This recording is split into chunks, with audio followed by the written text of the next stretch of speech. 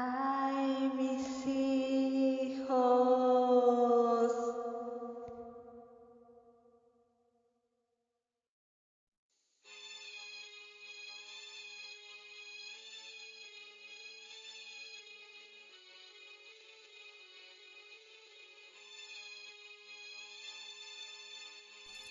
Introduction. Photo de Miguel Aceves, Mujer de Blanco, femme vêtue de blanc. Pareidolie visuelle. La Llorona, la femme qui pleure, est un des personnages les plus importants des légendes d'Amérique latine.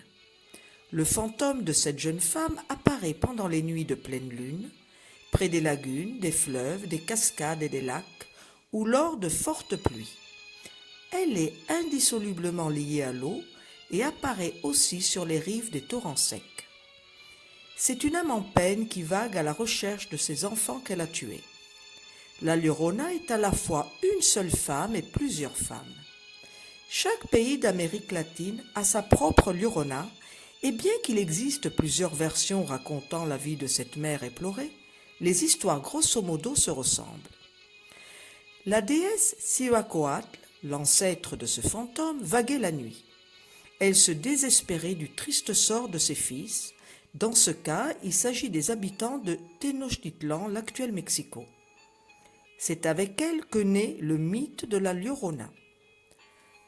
Avant de commencer à vous raconter mon histoire, j'introduirai le chapitre concernant les deux légendes les plus répandues au Mexique, le berceau de la Llorona.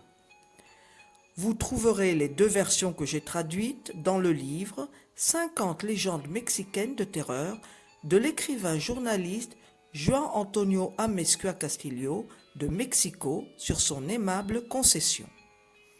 Vous le trouverez sur YouTube sous le pseudonyme de John Mysterio.